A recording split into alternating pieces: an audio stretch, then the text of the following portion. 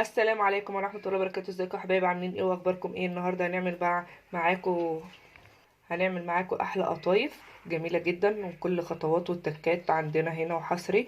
حاجة كده جميلة بكوباية دقيق قطعت. بصوا الطبق ده حاجة كده خرافة، وبصوا شكلها عامل ازاي، جوسي جميلة جدا. بصوا مفرغة ازاي وشاربة الشربات بتاعها، مش شاربة زيت والله ولا حاجة، وطعمها جميل جدا احسن من بره بكتير. متنسوش بقى تدعموني وتعملوا لي لايك وشير وتفعلوا لي الجرس عشان يوصلكوا كل جديد. يلا نخش على المقادير. متنسوش تعملوا لي لايك وشير وتفعلوا لي الجرس. السلام عليكم ورحمة الله وبركاته. ازيكم يا حبايبي؟ عاملين ايه واخباركم ايه؟ النهارده بقى هنعمل معاكم احلى قطايف بمقادير بسيطة جدا، وهنعملها في البيت. حاجة كده جميلة جدا. ما تنسوش، وكل سنة وانتم طيبين ويعود عليكم بخير يا رب، وكل سنة سعيدة عليكم يا رب، ورمضان كريم. معانا بقى كوباية دقيق، كوباية مية، كوباية دقيق، كوباية مية، فانيليا، معلقة ونص سكر، معلقة صغيرة اللي هي زي دي كده خميرة، وحصوة ملح، وايه ربع يعني نص معلقة بيكنج باودر. دول بس انا هعملهم كلهم في قلب الشفشق ده، وهسيبها بردك تخمر. المية يكون دافية معانا، المية يكون دافية معانا. هنحط اهو، جبنا الشفشق معانا الدقيق فضيناه، حطيت الفانيليا، وحطينا بقى، هنحط بقى معاكم المكونات كلها اهي في بعضيها، وهنقلب بقى المكونات كلها كده الجافة في بعضيها كده اهو. اهو نمشي خطوة خطوة كده اهو، واحنا هنعمل مقدار صغير. عشان ايه؟ دي اول مرة نعملها معاكم، ما نشوف هتطلع معانا ناجحة ولا لا. ان شاء الله باذن الله كل حاجة كل وصفاتنا ناجحة ان شاء الله باذن الله. هنحط الكوباية اهي شوية بشوية اهو، زي ما انتوا شايفين اهو. لسه برضك عاوزة شوية تاني اهو.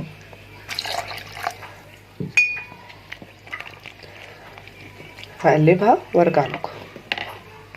بصوا بقى يا جماعة، انا كده صفيتها وحطيت لها بقى ايه، يعني ايه، كوباية وربع مية، كوباية وربع مية. تقولوا لي ليه ومش ليه، انا اختبرتها لقيتها تقيلة شوية. بصوا انا اهي بجيب بقى ايه بطرف الصباع، بطرف الصباع كده، ما لقيتهاش. بصوا ما لقيتهاش لما على بعضيها، ما لقيتهاش لما بتلم على بعضيها. بصوا كله جنب لوحده اهو. يبقى كده العجينة بتاعتنا مظبوطة. هنسيبها بقى ايه نص ساعة كده بقى، هسيبها تخمر نص ساعة، 25 دقيقة، 25 دقيقة، عشان احنا في بردك في الشتاء. بصوا مش في الشتاء قوي يعني، ايه، هنسيبها بس شوية تستريح اهو. وغطيتها كده اهو وخلاص، واسيبها بقى شوية وارجع لكم. بصوا بقى يا جماعة، هي خمرت اهي معاكم اهو. ننزل الخمر بتاعها خالص.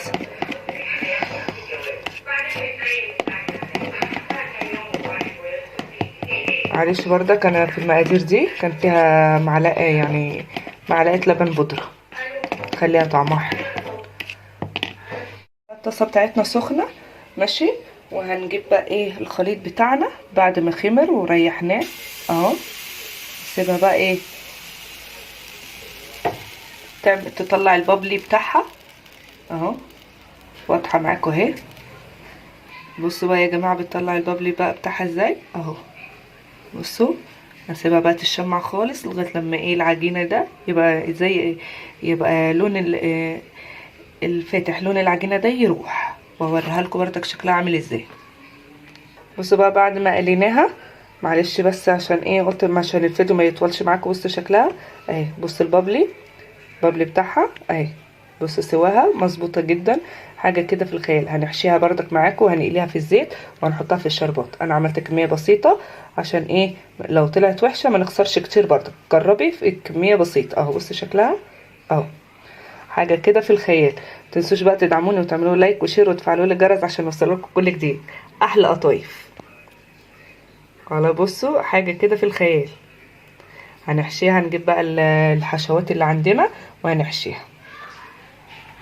بصوا بقى يا جماعة، انا قفلت اتنين اهو، مش هينفع برضك ايه اعملها معاكم. بصوا انا ببصمها كده بالشوكة، بقفلها بايديا وبعد كده ببصمها بالشوكة تدي منظر. والمكسرات اي مكسرات عندك احشيها وارجع لكم. بصوا بقى يا جماعه كميه حلوه قوي زي نص كيلو كده اهي.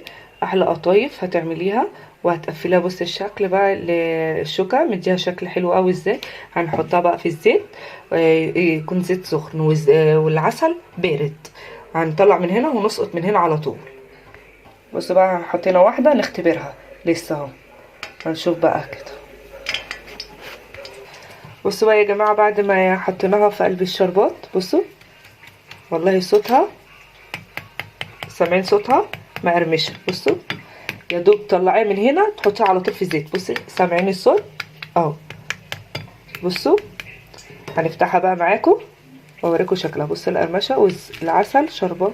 بصوا الشربات شاربه منها جميله جدا اهي. حاجه كده في الخيال جميله جدا. ما تنسوش بقى تدعموني وتعملوا لايك وشير وتفعلوا لي الجرس عشان يوصلكم كل جديد.